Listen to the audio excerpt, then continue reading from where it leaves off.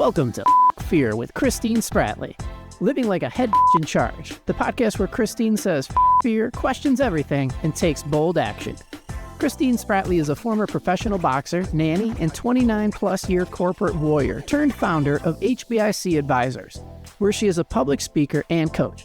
She's been saying fear her whole life, many times without even realizing it. So tune in, spread the word, and get ready, because this isn't about aging with grace. It's about aging with mischief, audacity, and having a damn good story to tell. Hello, ladies. This is your favorite podcast, Fuck Fear, with Christine Spratley, living like a head bitch in charge. So good morning, good afternoon, good evening to all my HBICs out there, and also to all the men and everybody in between that are courageous enough to support us and listen to this podcast and put up with me. Today, I've got a topic that, and if you've read the title, you know the topic, but I'm going to explain it. It's kind of it's not scary. Sounds a little bit scary, I think, Joe, but it's not. It's the phrase, "You're only as sick as your secrets." And I first heard the phrase when I came and got sober. And a little segue, or not segue, but just kind of disclaimer. I just want you to understand that I will acknowledge that this phrase, I heard it in the rooms of Alcoholics Anonymous, and you'll hear it probably in other recovery programs, sometimes in coaching programs. No, I've never heard it in therapy, but it'd probably be a good thing to say in therapy, I think. But while I'm discussing this here, I want to make sure that you understand that I do not represent AA. I respect the tradition of anonymity. These stories that I share are about me and my experience. So yes, I am sober, and I wholeheartedly love the people in AA. But if I went out and got drunk tomorrow, it is not their damn fault. And it is not Alcoholics Anonymous' damn fault. And if I say something really screwed up, it is not their fault or their opinion. It is my interpretation and my reality. So that is a long-winded way of saying what I say comes out of my mouth is my responsibility and not anybody else's. And what you hear and act on is your responsibility and not anybody else's. Does that sound good, Joe? We thumbs up. He's got his mouth full of food. I had my mic muted so that I wouldn't be chewing. Wouldn't be chewing in there. And just so you, let everybody know, I brought bribery treats today because I was running later than normal. And so if you're ever late for a meeting or work, if you go and stop off, get donuts or cinnamon rolls in this case, or breakfast sandwiches. Yep, fine by me. Delicious. He's like, you can be late, just bring food. But anyway, so let's get back to the topic. You're only as sick as your secrets. And I just want you to think about, as I say that, where does that hit you? Where do your thoughts go? And just take a deep breath and think about that. What secrets do you have? And I think when people think about this, I know when I used to think about it, especially when I was, first getting sober, I had a lot of secrets about my behavior. And then even after I got sober, I had a lot of secrets about my behavior. And it's interesting because the secrets that I have now are different that I carry with me. They're not a lot about my behavior because I've pretty much cleaned up a lot of the actions. I've done some work. I'm not perfect, and I still got a mouth and overreact, underreact, and everything in between. I typically don't do that as much, not near as much. But when I was going through my early 20s and things, there was a lot of stuff, even though I was sober, that I still did, and behavior that was just not what appropriate for me to be doing. And so those were the types of secrets that I held. But as I got older and started cleaning up my actions, the secrets became a little bit different. And bear with me, but they became more of the mental secrets, the lies that I told myself. This podcast is about fulfillment in all the areas of our lives. And so today I'm going to focus on the secrets that we tell ourselves about our fulfillment and what is fulfillment, and how this doesn't bother me. I'm really happy here. It looks good on paper. I'm supposed to be happy. I literally have a speech that I wrote, and it's called "I'm Too Successful to Be This Damn Depressed." And again, that the secrets and the whole idea of you're only as sick as your secrets. To me, sick is an interesting word, and we can go down the rabbit hole with that word and get really nasty about it, because there's some behavior that's very sick in the terms of, how do I want to say this? But you know what I'm talking about. You know that behavior. You know how it's used in society. But for me, when I think of sick and how sick I get, is how warped I get in my mind about how I view things and my reality and what really is real, and how I feel about that and my fulfillment versus what I'm telling myself. And there's another phrase that I learned inside some of the rooms, and that was, if I'm in my head, I'm dead. And a lot of times those lies and those secrets just lie in my head. And when I stay in my head, I'm dead. And so I have to tell someone. I have to get it out. I have to give voice to that. I have to put it on paper. I have to look at it. And then it talks to me. And that's one of the reasons why I really like Stoicism, because it's like, what are you doing? Why are you doing it? And how's it really working for you? And I like that, because when I get it out, and sometimes I hear it when I'm talking to my friends, I'll say something and I'll slip. Like when you slip up and you tell the truth on yourself, and you're like, ooh, I didn't really mean I wasn't unhappy. Ooh, I really didn't. My favorite thing to watch, and my friends do this with me, and they'll catch me on it. And actually last night, a friend of mine did. We were talking, and she's like, when you said that, you paused and you started using comebacks like, yeah, that's good. That's fine.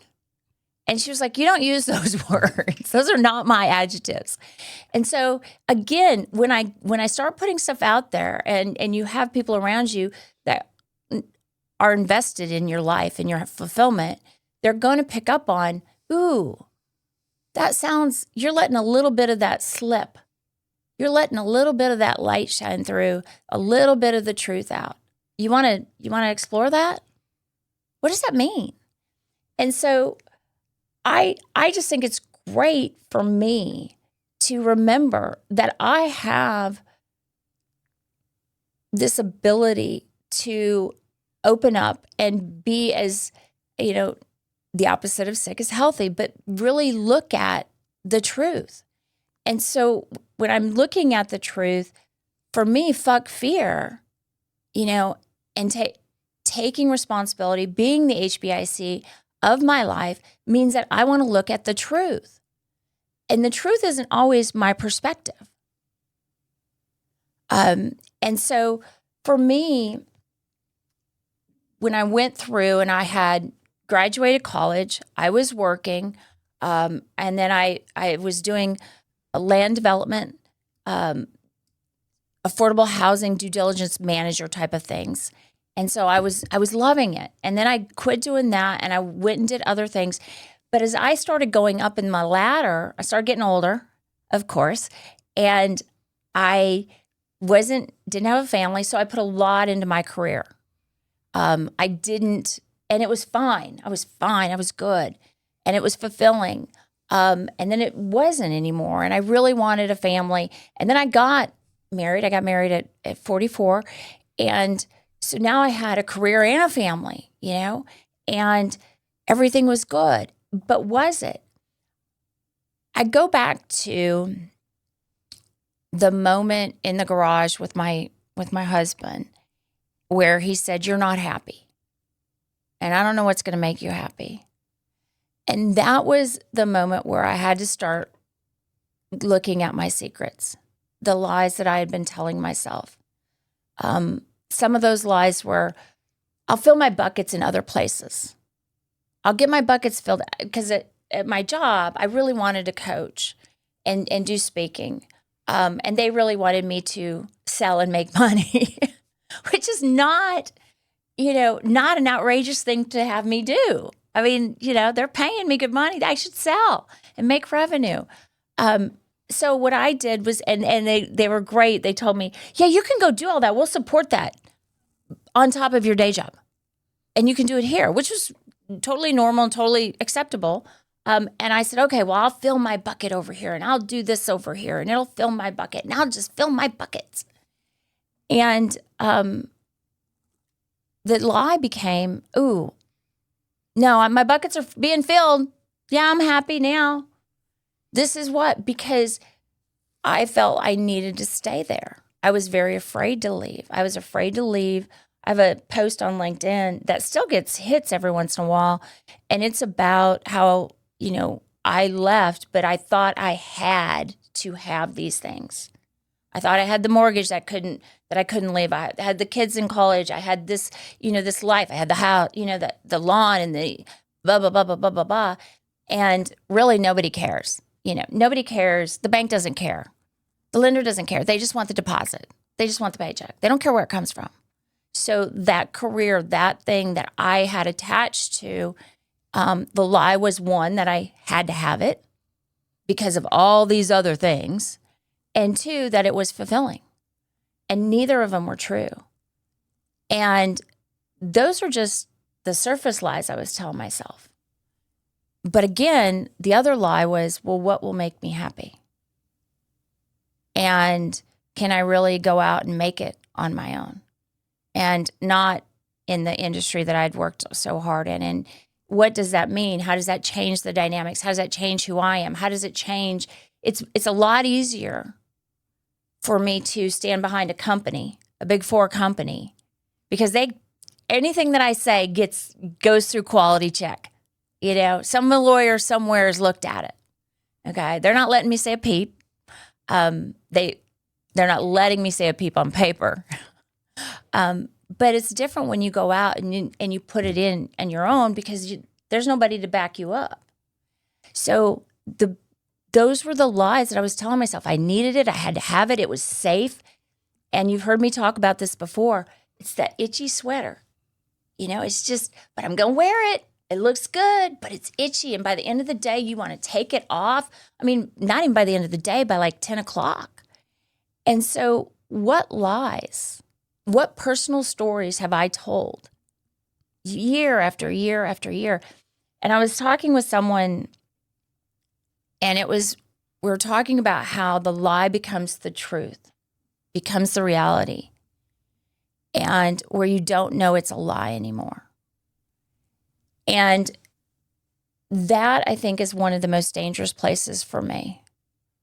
And that is why I believe, and I don't know, Joe, if you've had this in your life, but I need people around me that know me, that really, that know me, and that are going to go, hey, I don't know what's going on, but something's going on with you. And because then it jolts me out of, wait a minute, there's a duality here. One's a lie. What's going on? If you're so damn happy, why are you so damn sad? And again, I don't know that I could just get there on my own thinking it.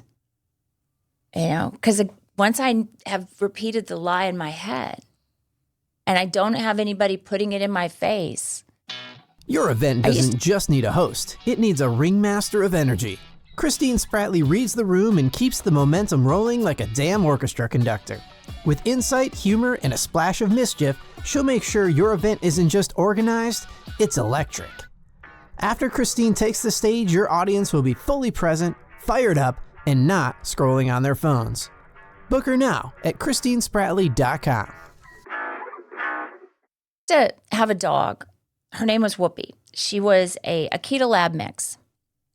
And you've probably seen this on TikTok or whatever, where the dogs, they do something wrong and they don't even look at you. They don't even make eye contact. They will look everywhere else. And sometimes that's what I'll do when I have this lie embedded in me. And I don't even know I'm not looking at you. I am not engaged in that. And I just really have to sit back and go, what the fuck am I so afraid of? And I don't have to look at where it comes from or if it's fear I'm going to fail or, me running away and having to be on my own. There's a big financial, I have a big interesting relationship with finance and money and my perspectives on that because I've had without. So I know that's there, but I don't even need to go in that.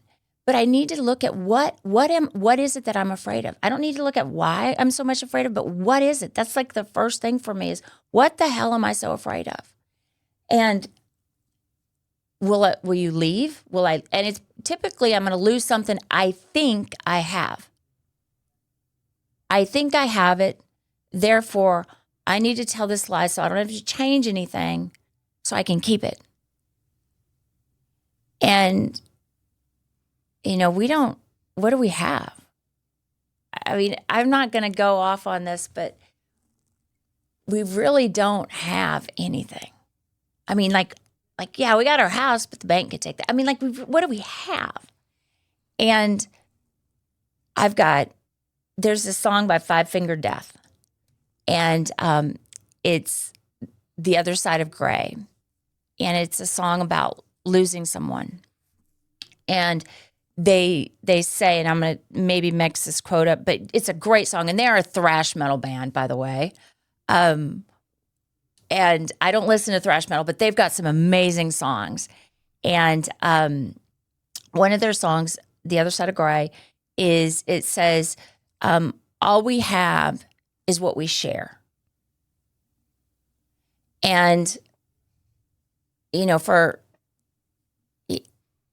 for whatever you think of thrash metal bands, that's pretty profound, because that's really all I have is what I share.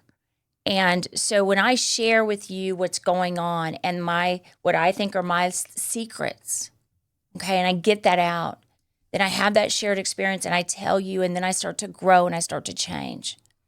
And I don't need to keep those things. I don't need to keep that house. I don't need to keep that job. I don't need to keep that relationship. I don't have to have it. And I just really, we talk about breaking free, and we talk about, happiness and fulfillment. What I love about saying fuck fear and going and doing, and again, I say fuck fear when I start talking about my secrets and I start telling, and I try really hard to tell them myself. And usually it goes something like this. And let me know if you feel this way. You're like, ooh, somebody says something and you get this reaction, right? Like it's like you just, what's that? Huh? It's like my dog. My dog Finn will hear something a mile away and his head will go, huh? And his tail is kind of like, what's up? I'm alert, but you don't show it. You just go, oh, and then you kind of push that shit down. And my thing is, when that happens to me, I usually mark it down, and then I go, all right, I'm going to tell myself. And I try to tell myself to the first person I can that's in my tribe. I'll even text somebody and say, hey, remind me to tell them myself.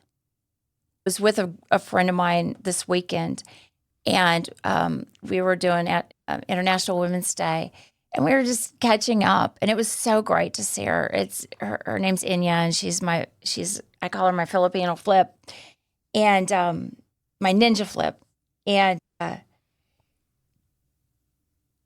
was lying to myself, and she knew it, in the conversation we were having. And she's pretty direct.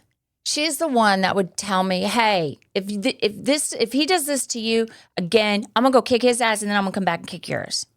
She's just there. But she's also very gentle and very loving. And it's so amazing to have friends and women that are both of those, very strong, but very tender and caring and gentle with you. And so we were talking, and I was telling her some thoughts on business. And she worked at IBM for years and just is an incredible business mind. And she was saying something I did not want to hear. And so I kept, and I knew that I didn't want to hear that. And so I would offer something, I would twist it a little bit, and I would twist it a little bit. And then she would and she knew what I was doing. And she didn't say, hey, you're this bullshit. She just kind of let me sit there until I was ready to tell the truth about how I was afraid, how I didn't want to do certain things. And she's just a really good person to have. And she said, you've got to have your back. You've got to have your backup plan. You've got to do these things. And because no one else is going to. And as much as I know that, it isn't always fun to say it, to look it in the face. And it was just really interesting because I had to make a choice during that conversation. And finally, I just said, that I don't want to hear this, right? And she's like, yeah. She's like, I know. She said, but you kept engaging, and I just kept putting it out there. And until you were ready to hear it, until I was ready to tell my secrets. So what are your secrets? What are the ones that you lie in bed at night and you go, I can't even think about those? And why not? It's just you. It's just who you are right now. Doesn't mean who you're going to be forever. And the other thing that I've said this before on this podcast, there's something that happens when I open the door and I say, boo to the boogeyman in the closet. Or I flip open the bed, the bed skirt, and I flip it up. And there's no boogeyman there. And I realize that a lot of times it is so much bigger in this imaginary, it's a great and powerful Oz, and really it's this dumbass behind a machine and a curtain. And then I have an ability to work through that and to go past that. And even if these are things that you don't want to say, because maybe there are parts of your character, maybe you've done some damage. I know, again, I've been in the rooms of AA, and AA has a fourth and fifth step, and I recommend that shit for anybody. Okay? Just because it allows you to change. They're always going to be your secrets if you keep them. If you keep them. And the lies will always be the lies until you find the truth. And if you don't ever search for it, we don't get it. So for me, I can't live like that very long. I have a pretty high pain tolerance, and I have a pretty high bullshit tolerance, even for myself. But I'm going to offer you this. If you're younger than 53, get there before I did. And not on everything. My whole life wasn't shit or anything like that. But get as good as you want to get. Because that's the other part of this. Is if I'm willing to look and willing to talk and to share and to grow and to learn, then I get as much of the good stuff as I want. And being an alcoholic, I want mine, yours, and everybody else's too. I want that cup runneth over all the time. I mean, I don't do fuck fear because it's fun all the time. And I don't do it because it's some moral high road. I do it, one, because it's really fucking uncomfortable when I'm not after a while. And 2, I want the good stuff. I want the good stuff more than I want to hide my secrets. Now, I'm going to be real honest. It's scary as shit. Because you're living, for me, this is extremely scary. I'm living out loud in public. Okay? And last time I checked, people on social media aren't always that nice in public. Joe's over there giggling. They're never nice. They're never nice. You can't get anything useful out of social media. Don't say that. Isn't podcast social media? I don't think so. Okay. All right. Then yeah, all that other shit's bad. But my stuff's good. But seriously, this is what I want to do because I want to see if this puppy will fly. I want to get as good as I can. I want to get as much as I can because I don't get a do-over. I don't get a do-over, and I don't have to do it right, but I want to do it. And I want to know what I'm doing, why I'm doing it, and if it's not working, I want to go, okay, let's go. And that leads me to a segment that I'm going to do next, which is what happens when you're going and you want to do it and you go and then you run into that wall. Because that's another lie that I don't like looking at. I'm tired. I'm strong, but I'm completely tired. I got to do it, but I don't want to. How do you keep going? But if I don't tell anybody that and I hold that in, then I just keep swimming. But then I run out of gas. What is it, the saying? There's 2 sayings I like about this for me. And that one is you can't keep others warm by putting yourself on fire. And you can't fill up others' cup when yours is empty. And if I don't live like that, which I hadn't been doing, I hadn't been telling people how tired I was, how nervous I was, how scared I was, and I was just giving, going. Then I ran into a wall, and it happened last Friday. And I'm okay. I told it out. I got it out. I got that lie in my head out. And now I'm feeling better. And I'm moving on. You're not as breakable as you think you are. And whatever gets broken gets put back together. But I've found that I'm the one that has to do it with the help of others, with the guidance, with the tools that are out there. But it's my responsibility. These lies are my lies. These secrets are my secrets. They're not anybody else's. This is what I choose to carry. I'm putting that shit and putting it down. I'm leaving it at baggage claim. Okay? That is not the baggage I want to carry around. So today, I know this might be a little heavy one, but just take 5 minutes after this podcast and go, what are 2 secrets that I hold? And why am I holding them? What am I afraid to lose? And is it really yours to lose? And if it breaks you, think about how you're going to get back together. Put that back together. Who's your tribe? You have survived 100% of everything you've gone through so far that you didn't think you could. You have survived it all. Maybe not with grace, maybe not flying colors and matching outfits and lipstick and woo, kicking ass. Maybe it's been crying and driving and, oh shit.